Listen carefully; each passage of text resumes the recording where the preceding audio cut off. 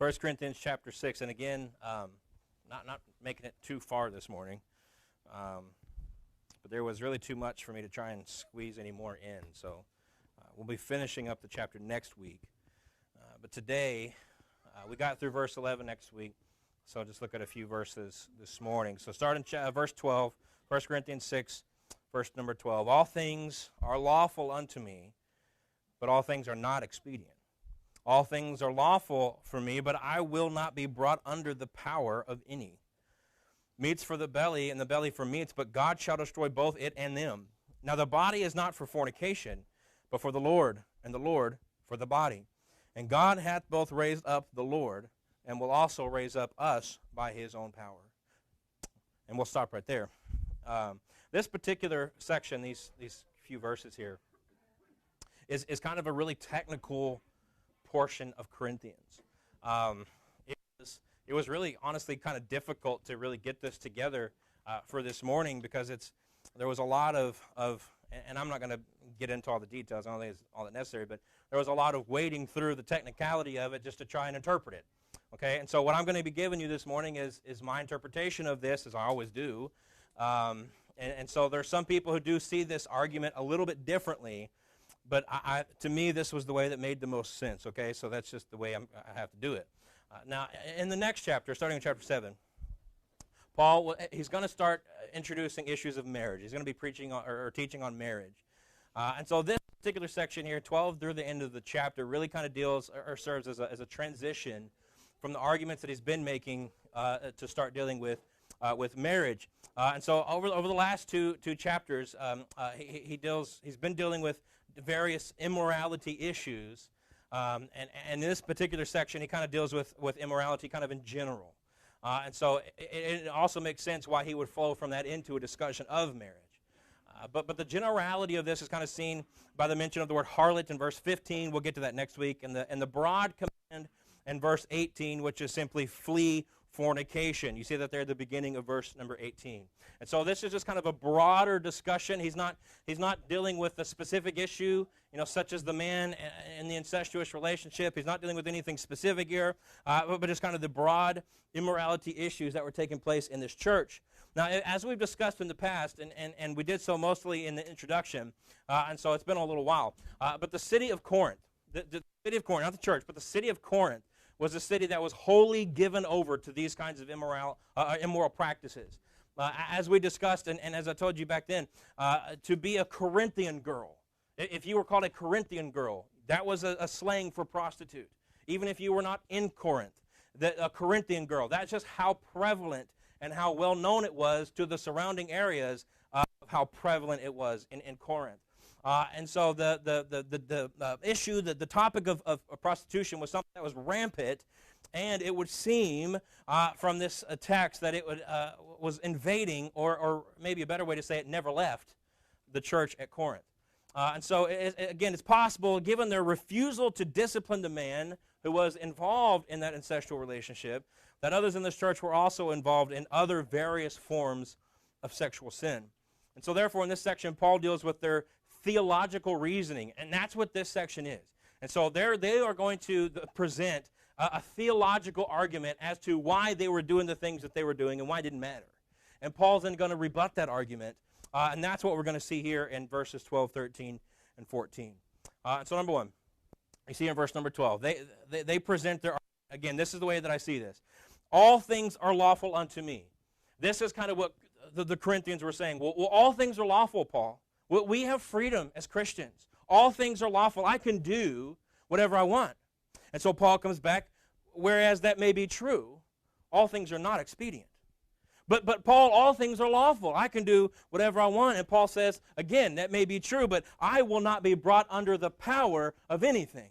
Okay, and so this kind of back and forth is going to continue through the next few verses, where they're going to present an argument, or rather Paul is rebutting to an argument they have commonly made and responding theologically, okay? And so this is kind of the back and forth that we're going to see in these verses. And so first, their first argument that Paul was facing with this church, and that is still faced today, is that of Christian liberty, which is real. We do have liberty in Christ because Christ has paid for our sins. right? There's nothing that you and I could do as a Christian that Christ did not pay for at Calvary. Okay, so in that instance, yes, we do have a certain degree of liberty. And so I just wanted to talk about that just for a brief moment.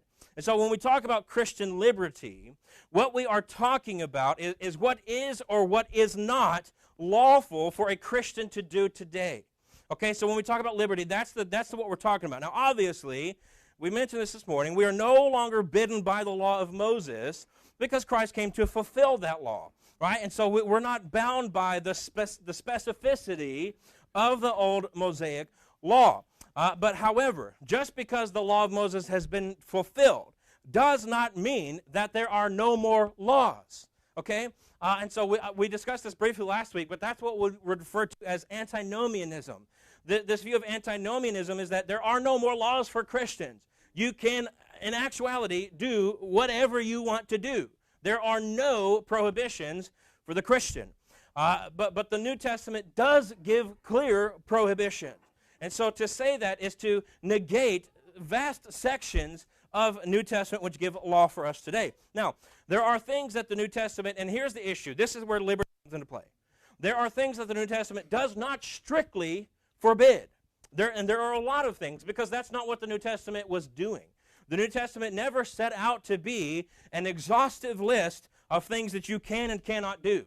Nobody would read that book anyways, right? And so that's not what the New Testament was for. The New Testament then laid out the principles, right? Here's the principle. Apply it accordingly to every situation where it might arise, right? And that's the smarter way to do that. And so there are areas where we must use our discernment then to figure out whether or not we have liberty to be involved in whatever the case may be. Just because something is not strictly forbidden does not mean that there are no clear biblical principles that would tell us this is not something I need to be involved with. Let me give you, and this is admittedly a blatantly obvious one, but it still applies. Nowhere in the Bible is pedophilia forbidden.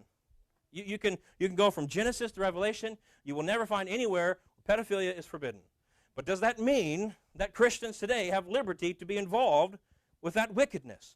No, because there are other clear biblical principles that would tell us that is wrong and we don't need to be involved with it, okay? So this is what I'm talking about. It may not strictly forbid it, but we can clearly see based upon other things, this is not for the Christian. We should not be involved with this. However, on issues where the Bible is not clear whether or not, or doesn't give clear principles to tell us whether or not we should be involved with this, this is where the liberty issue comes into play. And so when I would say, is to somebody who's struggling, should I do this? Should I be involved with this?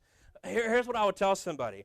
If the Bible does not strictly forbid it, if there are no clear principles that would tell you not to do it, and I'm assuming that you have read the Scripture and prayed upon this particular issue, if after all of these things you've kind of checked all those boxes, then I would say then you probably have liberty to be involved in that. And we are not here, I'm not here to restrict somebody's liberty. That's not what I'm trying to do. But what I am trying to say is we need to be very clear about the things that we're doing, and we're not just doing something under the license of liberty because, well, I've just always wanted to do it. Right? So there's a very real difference. And we're going to see that as we move on. And so this was the argument that was being laid out then by the Corinthians. Well, we have liberty, Paul. We have liberty to do this. Now, this was one of their theological arguments. And so Paul then comes back and gives them a couple of limitations upon this liberty, as it were. And so they say, we have liberty. All things are lawful. And so they just took that phrase and they ran with it, right? They took that phrase and they ran with it. It means I can do whatever I want. And so technically, under grace, that's not necessarily a false statement, right? Under grace, that's not necessarily a false statement.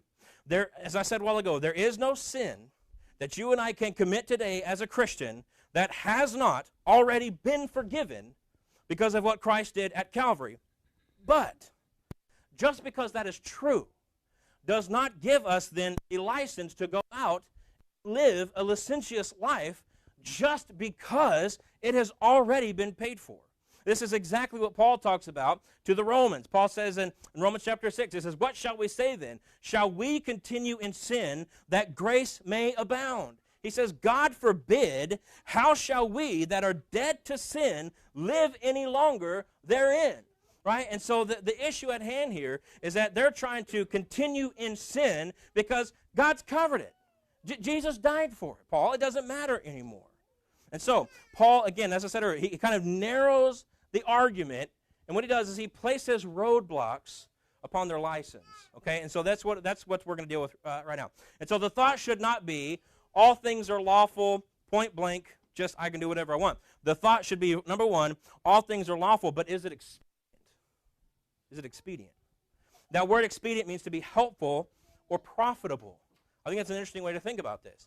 I may be able to do this under liberty, but is it profitable? Who is this helping? Why am I doing this? And so this is a question that we must ask.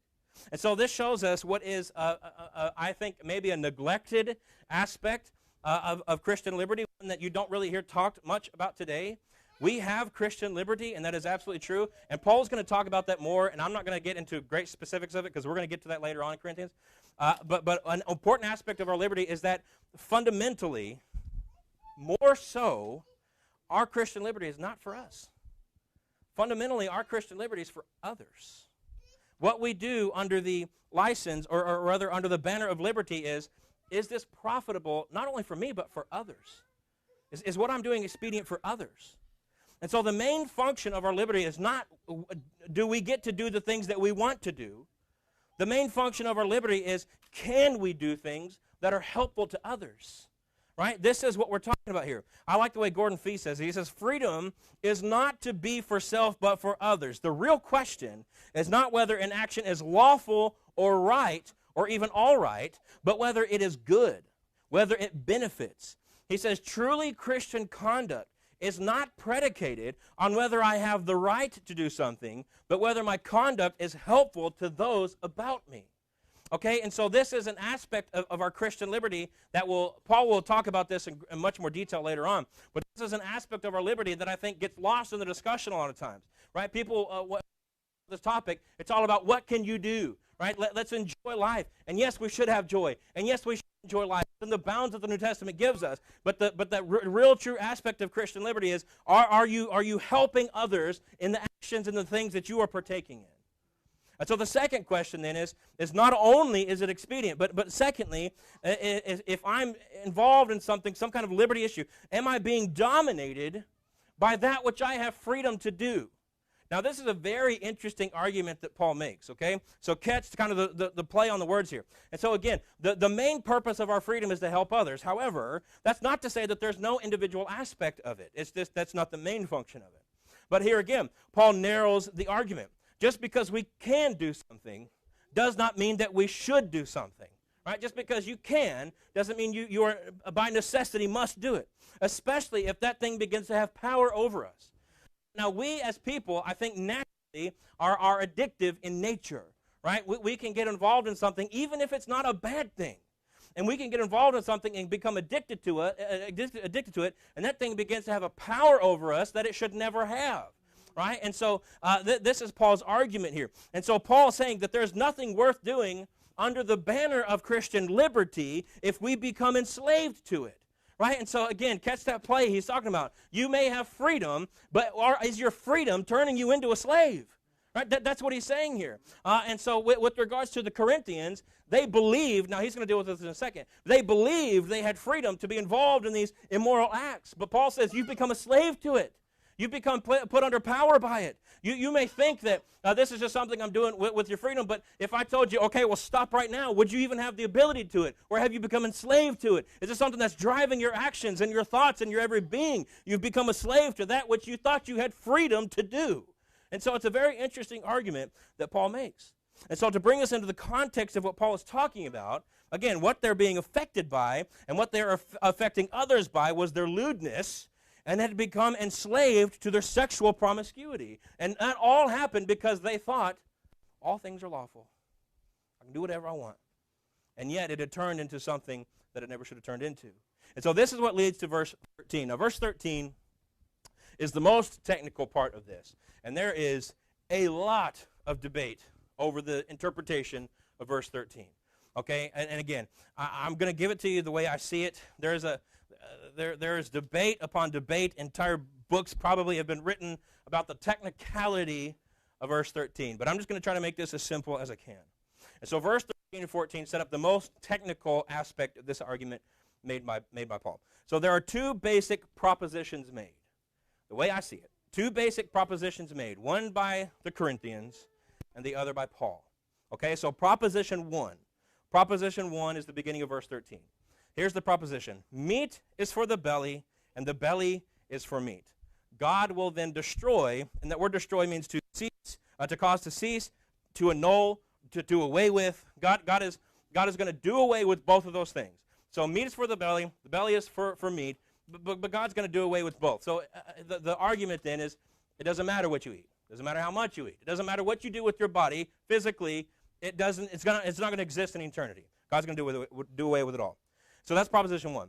And then proposition 2 would be the second half of 13 and 14, which is the body is for the Lord, and the Lord is for the body, and God has raised the Lord and will raise the body. So here's the way I see it. I see proposition 1 as the Corinthians' theological argument for the things that they were doing, and then proposition 2 is Paul's rebuttal to their argument, okay? And so let's just go through this again. Proposition 1, the Corinthian argument. And so their theological grounding for their licentiousness is that both food and the body are temporal. That's their argument. Both food and the body are temporal. So since they are temporal, and since they will eventually be done away with by God, things that affect the physical body only don't have any spiritual meaning. Okay? You get that? If it's only affecting me physically, it has no spiritual meaning. And since God's going to do away with the physical, then I can do whatever I want physically, and it doesn't matter eternally. It doesn't matter spiritually. And so they make their argument using food. You can eat whatever you want. You can eat however much you want. God's going to do away with it all. God's going to do away with the body. It doesn't matter. Eat, drink, and be merry, right? Now, it is easy to see how that argument could then easily switch over to other topics, mainly that of sexual immorality. Again, God is going to destroy the body. So here's their argument. God's going to destroy that which is physical because that which is physical is temporal. And so here's what they're saying. The sexual act is physical, and so therefore it's only affecting the body, which God's going to destroy, and so therefore it doesn't matter. It doesn't matter. So they're trying to lay out a theological groundwork to give them excuse and license to sin and promiscuity. That's what they're doing. So again, Paul, it doesn't matter. It's just a physical act, right? You get hungry because your belly is telling you you want food. And so you eat food, and it doesn't matter because it's all going to be destroyed. So your body gets these sexual urges, and you start to do these sexual things, and it doesn't matter because it's all physical. It doesn't matter, Paul. God's going to destroy it all. It has no lasting, eternal, spiritual value. So I can do whatever I want sexually, and it just simply does not matter. It's just fulfilling a physical desire of that which is not going to last eternally. It's a temporal desire. It doesn't matter. So that was the Corinthian argument. So then Paul comes back with his argument. So contrary to their bad theology, your body is not some useless temporal agent. The body is for the Lord, and the Lord is for the body. Now, Paul is going to develop this argument even more in the next section. So next week, we'll broaden this argument out a little bit, but just for the purposes of today, obviously we need to introduce this. And so, if this is the case, then their argument does not stand. If the body is for the Lord, and therefore has meaning, then it's not just some physical act that doesn't matter, right? If what you do in your body is for a purpose, and if the body is for the Lord, then what you do in the body genuinely matters. And so Paul then flatly reduces their argument to naught with the simple phrase, now the body is not for fornication. It's just not. Now again, he's going to develop this more, and we'll see that more next week. But so thus the rightful way to look at it is, yes, your stomach was made for food, but your body was made for sexual immorality, right? And so it's not a direct correlation. Your body was made for God. If our body was made for God, then it is God who decides what to do with the body. And his will in sexual matters is well established. Right? He's just given this list of sexual things we talked about last week. You can go back to Genesis, and just from the very beginning, God lays out very clearly his will in sexual matters. Right? We don't have to guess about this. The Bible doesn't leave it up to individuals to decide what they do with their body in sexual matters. The Bible is very clear about this and lays it out from Genesis chapter 2, really from Genesis 1, but more specifically in Genesis chapter 2 on. We don't have to guess about this. And so if you think that the physical act doesn't matter, here Paul is telling you, no, it does matter because the body is for the Lord. And by the way, not only does it matter and because it's for the Lord, but what you're doing has already been condemned scripturally. And so everything about their argument was again, bad theology. Furthermore, not only is your body for God, but God is for your body. Right? And so here he turns it on its head. Not only is your body for God, but God is for your body. So there's two things to this. First of all, God is for the body generally in the sense that it is he that indwells it. And if he indwells it, then you are now the temple of God. And to do what they were doing with the temple of God now in a New Testament context would be likened to them in introducing temple prostitution to the old temple in the Old Testament. Right? The argument is pretty clear. You wouldn't have been for that. At least you shouldn't have been. So why are you doing this now? Why are you for this? And so Garland, he says, Paul does not, and this is such a fascinating thing about this whole argument. Really listen to this. Paul does not condemn them for failing to obey the law that forbids porneia, nor does he command them to obey the law. Here's what he does. He argues instead that they should live in ways congruent with who they are, those who belong to Christ and are destined to live with Christ. In other words, he just lays out this argument. Your body is the temple. Act like it. It's that simple. I don't again, it goes back to what we said earlier with the whole liberty issue. I don't have to write you a list of the yeses and nos. I don't have to nail the thesis on the wall and say, here's all the things, Corinthians, you can do. Here's all the things you can't do. Here's all I have to tell you. Your body is the temple. Act like it. I mean, it really is that simple. And again, it's one of the things, and the Bible does this all the time, it's one of the things that is infinitely easy to understand, incredibly difficult to live. That's what it is. It is easy to understand. The gospel and everything surrounding it is not a difficult thing to grasp in a knowledge sense. But that does not mean it's easy to live. It was never intended to be. And so here he lays out his argument. The body is not for all these things because, and we'll see this in just a second, because the body is for the Lord, and the Lord is for the body. And to get to my next point here, verse 14, and oh, by the way, the body is not temporal. The body is not temporal. And so the ultimate way in which God is for the body is that in the fact that he will one day raise it up. And so again, all of this is just to defeat this Corinthian argument. The belly for meat and the meat for belly, God's going to destroy it all. What we do in the body doesn't matter. We're not going to have a body. And so it seems rather clear from their argument here that they had at best a misguided understanding of the resurrection, or possibly that they didn't believe in the resurrection at all. And again, this is another topic that he's going to deal with greatly over in chapter 15. We'll be on the resurrection for a while over there in chapter 15. And so based upon the lengthy discussion that Paul's going to get into over there, again, that leads us to believe that at best they had a misguided understanding of what the resurrection was. And so what we see here, then, there are two things that are stated. There was a past action of God that should lead to our understanding, and I will add belief, of a future action of God. Okay, this is verse 14. And God hath both raised up the Lord, that's the past action, and will also raise us up by his own power. That's the future action. And so based upon what he has done, it should give us a knowledge of and belief in what he will do. Now, the fact that they're Christians tells us that they believed in the resurrection. Right? I mean, that's an essential of the gospel. Right? So they believed that Jesus was resurrected. Now, and you'll notice when he gets over to chapter 15, that the one thing he does not do is he doesn't lay out all the different reasons why they should believe in the resurrection. He gives a couple of proofs, but he doesn't lay out that in detail. He doesn't need to because they're Christians. Right? If they didn't believe in the resurrection, they're not Christian.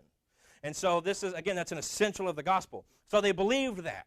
And so based upon their belief on what God had done with Christ should lead to their understanding and belief as to what he will do with them. And what did he do with Christ? He didn't just raise his spirit. Right? No, the tomb is empty. Right? He raised his body.